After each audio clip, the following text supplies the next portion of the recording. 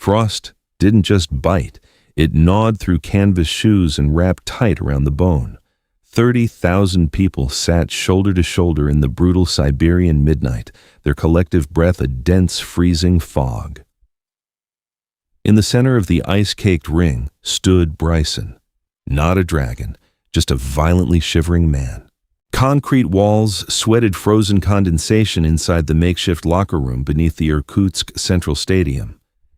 The air smelled of spilled diesel, stale sweat, and the sharp metallic tang of raw ozone.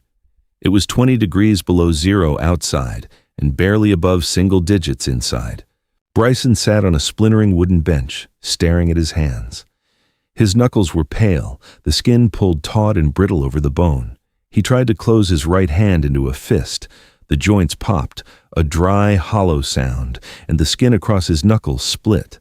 A single bead of dark blood welled up, freezing almost instantly into a tiny crimson bead. He wiped it on his sweatpants. It left a dark streak on the gray cotton. Alan paced the narrow length of the room. Alan was a fight promoter from Chicago who wore a heavy wool overcoat and a constant expression of pending disaster. He kept rubbing his leather-gloved hands together, blowing into them, producing clouds of vapor that hung in the dim light of a single caged bulb. "We don't have to do this," Alan said. His voice was flat, stripped of the usual promoter's bravado by the sheer crushing reality of the cold. "Contract says if the venue isn't adequately heated, we walk. This isn't a venue, Bryson. It's a meat locker. You step out there in silk and canvas, your muscles are going to snap like dry twigs." Bryson didn't look up. He kept working his hands, forcing the fingers to curl and uncurl. "The contract is paper, Alan. Paper burns. It doesn't keep you warm." "I'm serious." Alan stopped pacing and leaned against the concrete wall, instantly pulling away when the cold sapped through his coat. "Gideon Cross is not a martial artist. He's a lumberjack who fights bare-knuckle in logging camps. He weighs 240 pounds. He spent his entire life in this ice box. Your speed means nothing if you can't feel your feet." Bryson stood up. He didn't pop up with his usual kinetic energy. His knees felt thick, filled with wet sand. He wore 3 layers of thermal underwear beneath a heavy track jacket, and he was still trembling. It wasn't fear. It was just biology. The human body violently rebelling against the absence of heat. "Speed is not just muscle," Bryson said quietly. He walked over to the corner where a rusted kerosene heater was sputtering, kicking out noxious fumes but pitifully little warmth. He held his hands over the metal grate. "Water flows, Alan. But what happens when water freezes?" "It stops moving," Alan snapped. "It expands," Bryson corrected. "It breaks the pipe." He began his warm-up. Usually, this was a ritual of fluid motion, a blurring sequence of stretches and shadow strikes that primed his nervous system. Tonight, it was a chore. Every stretch felt dangerous, his hamstrings pulled back, tight and unforgiving. When he threw a tentative jab into the smoky air, his shoulder clicked painfully. The kinetic chain, the seamless transfer of power from foot to hip to fist, was broken, rusted shut by the cold. Bryson closed his eyes and tried to find the center, the internal furnace. He controlled his breathing, inhaling the sharp diesel-tainted air through his nose, exhaling slowly through his mouth. But philosophy had limits. The cold didn't care about the mind. It simply existed, an aggressive, overwhelming force that drained energy second by second. Footsteps crunched heavily in the corridor outside. The steel door rattled, then shoved open.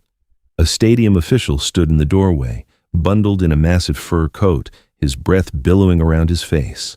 He pointed a thick-gloved finger at Bryson and muttered something in heavy, broken English. "Time," Alan swore under his breath. "Last chance, Bryson. We can go to the airport right now. The press will call you a coward, but you'll have your spine intact." Bryson unzipped his track jacket, dropping it to the filthy concrete floor. He stood only in his traditional black pants and a thin Longswoodsved thermal shirt. Instantly, the ambient cold slammed into his chest like a physical blow. His jaw clenched. His body shuddered violently, a spasm he couldn't control. He forced his shoulders down, forced his breathing to slow, demanding obedience from a body screaming for shelter. "Let's go," Bryson said. His voice was hoarse. They walked out of the locker room and into the tunnel. The ground here wasn't concrete, it was packed dirt covered in a sheet of black ice. Bryson walked carefully, feeling the complete lack of traction beneath his thin-soled canvas shoes. The tunnel acted as a wind tunnel, funneling the sub-zero outdoor air directly into their faces. It felt like walking into a wall of needles. Ahead of them, the tunnel opened up to the stadium. A dull, low roar spilled into the corridor. It didn't sound like a crowd. It sounded like an ocean trapped under ice, heavy, muffled, massive. Bryson stepped out of the tunnel and into the bitter Siberian night. 30,000 people packed the wooden bleachers, rising up into the dark sky. There were no bright stadium lights, only heavy industrial halogens rigged to scaffolding around the ring, casting long, harsh shadows across the center of the pitch. The crowd was a sea of dark wool, heavy fur, and thick scarves.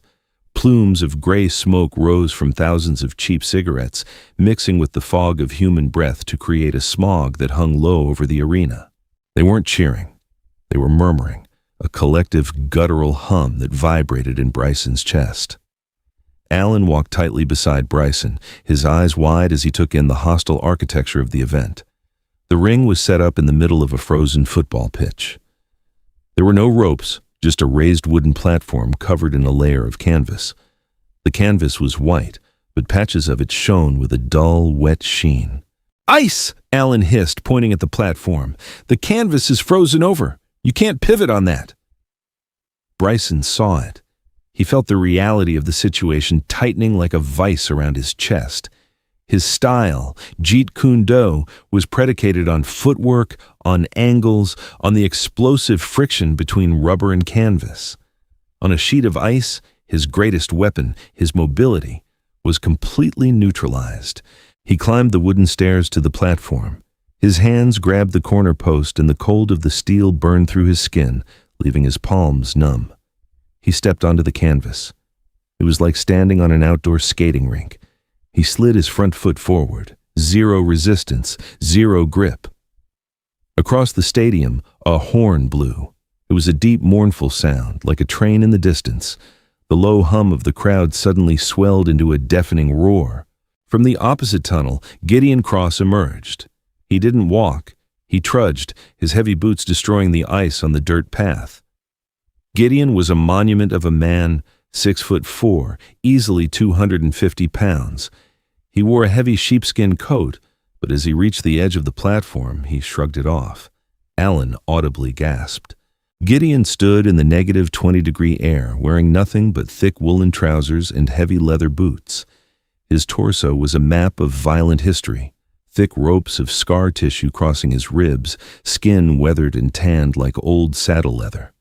He wasn't shivering. His skin emanated a faint visible steam in the harsh halogen light.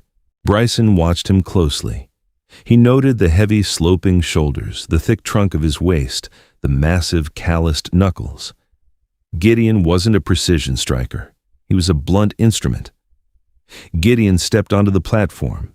He didn't slide. His heavy boots dug into the frozen canvas, cracking the ice beneath his weight. He had traction. Bryson did not. The referee, a local man buried in a thick parka, motioned them to the center of the ring. Bryson shuffled forward, keeping his stance wide, trying to find a balance point on the slippery surface. Gideon walked to the center with heavy, planted steps. Up close, Gideon smelled of pine resin, stale vodka, and something deeply metallic like oxidized iron.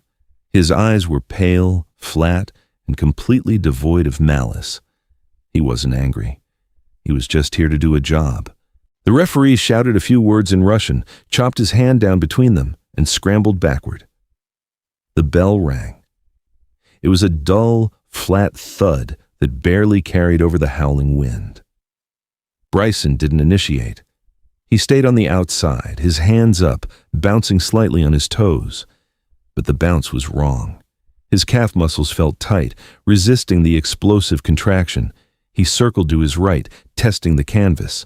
His lead foot slipped a fraction of an inch. Gideon didn't bother with a stance. He just walked forward, his hands held at chest height, palms open. He was cutting off the ring, using his mass to force Bryson toward the edge of the platform. Bryson stopped circling. He needed to test the timing.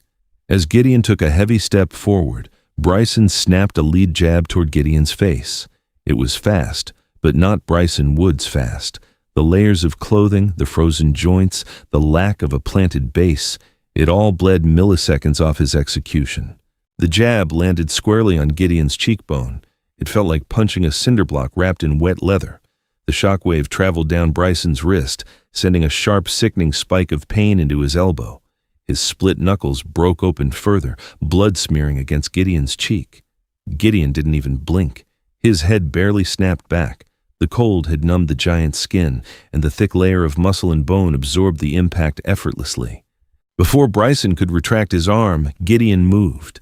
It wasn't a martial arts technique. It was a crude, sweeping backhand, heavy and lazy, but carrying the weight of a falling tree.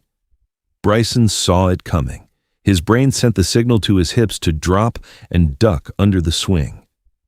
His hips didn't obey. The cold had stiffened his lower back. He tried to drop, but his feet slipped on the frozen canvas. He lost his footing, his body tilting awkwardly to the left. Gideon's forearm crashed into Bryson's shoulder. The impact was catastrophic. Bryson was thrown backward, his feet completely leaving the canvas. He spun in the air and crashed hard onto his side, the icy platform knocking the wind out of his lungs in a violent rush. He lay there for a second, staring up at the black sky, his chest heaving, desperately trying to suck in air that felt like broken glass tearing down his throat. His shoulder throbbed with a deep, bone-rattling ache. He rolled over and pushed himself up to one knee. He looked out at the crowd. 30,000 people. The roaring had stopped. The murmuring had stopped. They were dead silent. The only sound in the entire stadium was the howling of the Siberian wind, tearing across the halogens, making the lights sway and flicker. The crowd wasn't silent out of respect. They were silent because they were watching a myth die. They were watching a man who had built a legend on speed and invincibility get casually swatted down like a nuisance by a man who belonged to the cold. Bryson looked at Gideon. The giant hadn't followed up. He was just standing in the center of the ring, his breath steaming in the quiet air, waiting for the smaller man to stand up or give up. Bryson spat a mouthful of bitter metallic saliva onto the ice. He felt the cold seeping through his damp clothes, threatening to shut down his organs. He looked down at his canvas shoes, then at the frozen ring. The rules of his world didn't apply here. If he fought like Bryson Woods, he was going to die on this platform. He stood up, ignoring the burning in his shoulder. He stopped bouncing. He flattened his feet against the canvas, lowering his center of gravity until his thighs burned. He stopped trying to be water. Water was useless here. He needed to be ice. -20 degrees. A 250-pound bare-knuckle lumberjack waiting on a frozen canvas. 30,000 people sitting dead silent in a Siberian meat locker of a stadium. Bryson Woods, violently shivering and stripped of his legendary speed, realized his philosophy was failing. To survive, the dragon had to become something ugly. Flat feet, heavy hips. Bryson dropped his stance so low his quadriceps burned with lactic acid. This wasn't Jeet Kune Do. This was the dark, rigid root of his earliest training in the humid alleyways of Hong Kong, stripped of all cinematic grace and forced into the freezing dirt. He tucked his chin behind his lead shoulder. He didn't look at Gideon's eyes. He watched the massive chest, the collarbones, the hips, the structural pillars. Gideon moved in. The giant didn't respect Bryson's power anymore. The first exchange had taught him that the smaller man couldn't generate concussive force on the frictionless ice. Gideon lunged, throwing a heavy, looping right hook meant to cave in ribs. Bryson didn't retreat. He stepped into the blow. It was a counterintuitive suicide tactic. He closed the distance, sliding his lead foot forward an inch, driving his own forearm into the crook of Gideon's elbow before the punch could reach maximum velocity. The collision rattled Bryson's teeth. The sheer mass of the lumberjack pushed him back, his canvas shoes skidding on the icy film, but the punch was smothered. Before Gideon could retract the arm, Bryson trapped it. He wrapped his left hand around the giant's thick wrist, pinning it down, and fired a short vertical right fist directly into Gideon's throat. Crack! It wasn't a clean strike. Gideon tucked his heavy jaw at the last microsecond. Bryson's knuckles slammed into the thick stubble-covered bone of the mandible. The vibration tore through Bryson's hand, a sickening sensation of grinding cartilage. His index and middle knuckles collapsed inward, the joints failing under the density of the Russian's jaw. Bryson bit down on a yell. Pain was a luxury he couldn't afford. He fired a short elbow into the same spot, using the point of the bone. Gideon grunted. A thick, wet sound. He didn't step back. Instead, he dropped his weight and wrapped his free arm around Bryson's waist, hoisting the smaller man completely off the frozen canvas. The air rushed out of Bryson's lungs as Gideon's bear hug compressed his lower ribs. The smell of old pine sap, sour sweat, and frozen wool flooded Bryson's senses. He was trapped against a furnace of dense muscle. Gideon squeezed. Bryson heard the fabric of his own thermal shirt tear. He felt the terrifying pressure on his lower spine. His ribs bowed inward. Panic, pure and primitive, flared in his chest. Bryson dug his thumbs into the sensitive hollows behind Gideon's collarbones, desperately searching for the bundle of nerves there. His fingers were numb. They slipped against the sweat-slicked leather of Gideon's neck. Gideon simply squeezed harder. Dark spots danced at the edges of Bryson's vision. The roar of his own blood pumping in his ears drowned out the howling wind. He couldn't breathe. The cold air was completely shut out of his lungs. He was going to be cracked in half. Bryson abandoned the precise nerve strikes. He brought his right hand up, palm open, and violently cupped Gideon's left ear. It was a dirty Street Fighter's trick, a ruptured eardrum play. The concussive pop was audible over the wind. Gideon bellowed. It was a sound of profound irritation, not blinding agony. But it was enough. The giant's grip loosened for a fraction of a second as his equilibrium violently shifted. Bryson dropped his hips, instantly making himself dead weight, and drove his knee upward into Gideon's inner thigh. The dead leg strike landed perfectly on the femoral nerve. Gideon's leg buckled. They broke apart, both men stumbling on the ice. Bryson scrambled backward, gasping. The sub-zero air hit his lungs like inhaled glass shards. He coughed, a dry, hacking spasm, and spat a glob of blood onto the white canvas. It instantly froze, a stark red jewel against the frost. His right hand was ruined.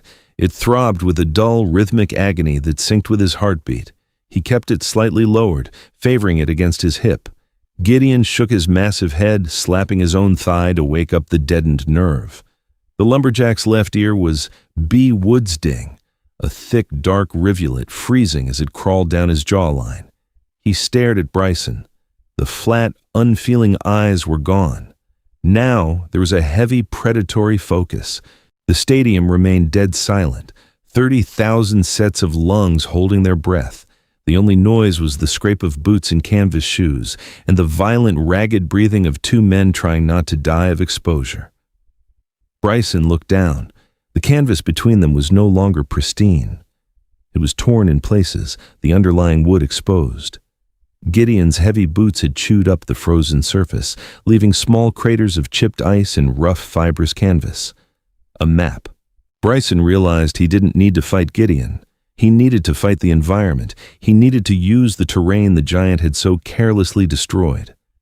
He stepped to the right, deliberately placing his lead foot into one of the gouged-out pits in the ice. His shoe gripped the raw canvas beneath. Traction. He planted his foot. He waited. Gideon came forward. He didn't circle. He charged. The lumberjack lowered his head, loading up a massive overhand right, intending to crush Bryson into the floorboards. The sheer momentum of 250 pounds moving across the ice was terrifying. Bryson didn't move. He kept his lead foot anchored in the torn canvas pit. He felt the cold seeping through the thin sole, completely numbing his toes, but he didn't care. He had a base. He waited until Gideon was 2 steps away. He waited until the giant planted his front foot to deliver the kill shot. When Gideon's heavy boot struck the ice, Bryson moved. He didn't strike the head or the body. He dropped his level completely, his left knee slamming hard onto the freezing canvas. The impact sent a shockwave of pain up his femur, but it put him entirely beneath the trajectory of the swinging fist. Bryson thrust his entire body weight forward, driving his right shoulder directly into the side of Gideon's lead knee. It was a cold physics equation, 250 pounds of forward momentum, supported by a single planted joint, suddenly introduced to a perpendicular force. The sound was horrific. It wasn't a clean snap. It was a wet, heavy tearing of thick ligaments, followed by the dull, hollow pop of a dislocating patella. Gideon screamed. It was a raw, animal sound that tore through the silent stadium. His right leg collapsed inward, his massive upper body pitched forward, completely unsupported by his foundation. But Gideon didn't just fall. His swinging right arm, carrying all that displaced momentum, crashed heavily down onto Bryson's back as the giant collapsed. Bryson was flattened against the ice. The breath was driven from him in a violent rush. Gideon's massive weight landed half on top of him. The smell of copper blood, stale sweat, and cheap tobacco was suddenly overpowering. Bryson scrambled. Pure panic fueled his exhausted muscles. He pushed against the heavy sheepskin-clad shoulder, sliding his hips out from under the giant.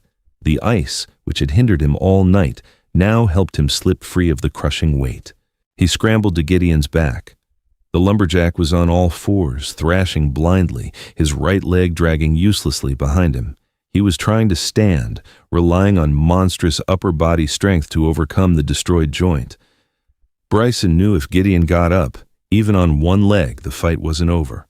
A cornered, wounded bear was infinitely more dangerous. Bryson jumped. He wrapped his legs around Gideon's waist, sinking his hooks deep into the giant's thighs. He snaked his left arm around Gideon's thick, leather-like neck, sinking the forearm deep under the chin. He clamped his ruined right hand over his left wrist, locking the choke, a rear naked choke. But applying it to a man whose neck was thicker than a normal man's thigh was like trying to strangle an oak tree. Gideon reached back, his massive hands clawing at Bryson's arms. His thick fingers dug into Bryson's forearms, peeling the skin, searching for a grip to break the lock. Bryson squeezed. He closed his eyes. He stopped thinking about the biting cold. He stopped thinking about the agonizing throb in his shattered hand, the burning in his ribs, the freezing canvas numbing his cheek. He poured every ounce of his remaining life force into his back and biceps. He drove his hips forward, flattening Gideon out onto the ice. Gideon thrashed. He violently rolled to his side, crushing Bryson's injured shoulder into the frozen boards. Bryson screamed through clenched teeth, a high, thin sound, but he didn't let go. He clamped his jaw shut and tightened the vise. The giant's movements grew frantic, erratic. The lack of oxygen was finally bypassing the armor of muscle and fat. The thrashing slowed. The massive hands clawing at Bryson's arms lost their grip, sliding off, leaving dark streaks of blood on Bryson's pale skin. 10 seconds. 20 seconds. Bryson held on until he felt the profound, heavy slackness of a human body completely losing consciousness. Gideon's head lolled to the side. His ragged breathing stopped. Bryson held it for 2 more seconds, just to be sure. Then he let go. Bryson rolled off Gideon's back. He lay flat on his back on the ice, staring up at the harsh, flickering halogen lights. His chest heaved violently. Every inhalation felt like swallowing dry ice. He couldn't feel his hands or his feet. His body was a map of dull, screaming agony. He didn't jump up. He didn't raise his hands in victory. He just lay there, trying to remember how to breathe. Slowly, the silence of the stadium broke. It didn't start with a cheer. It started with a heavy, rhythmic thud. Somewhere in the dark, freezing bleachers, a man was stamping his heavy boots against the wooden floorboards. Thud, thud, thud. Someone else joined in, then 10, then 100, then 1,000. Soon, the entire stadium was vibrating. 30,000 people, stamping their feet in perfect unison. It was a primitive, visceral sound. It wasn't applause for a beautiful martial arts exhibition. It was deep, guttural respect for a man who had walked into the frozen abyss and clawed his way out. Alan was suddenly there, sliding awkwardly across the ice. He fell to his knees beside Bryson, throwing a massive wool overcoat over his violently shivering body. "Duh! Don't move!" Alan barked, his voice trembling as he tucked the coat under Bryson's chin. "Don't you dare move, Bryson. The medics are coming." Bryson blinked up at Alan. His face was pale, smeared with his own blood and Gideon's. His teeth were chattering so violently he could barely form words. He turned his head slightly, wincing as the bruised muscles in his neck pulled tight. He looked at Gideon, still unconscious on the ice, surrounded by panicked stadium officials. He looked at his own ruined, swollen right hand sticking out from the coat. "Alan," Bryson whispered, his voice a hoarse, broken rasp. "Quiet. Save your strength." "Alan," Bryson repeated, forcing the words through his shivering jaw. "Water freezes." Alan stared down at him, his face a mix of profound relief and total exhaustion. "Yeah, kid, it freezes." Bryson closed his eyes, sinking into the warmth of the heavy wool. The stamping of the crowd continued, shaking the frozen earth, a brutal lullaby in the Siberian night. Bryson didn't win with a movie-perfect kick. He survived by stripping away his own myth and fighting ugly. That is the raw reality of combat they never show on film. If this brutal look at a legend changed how you see martial arts, hit that like button. Subscribe to the channel for more untold stories of history's greatest fighters. Drop a comment below. Who survives a Siberian bare-knuckle bout today? Share this video and keep the true fighting spirit alive.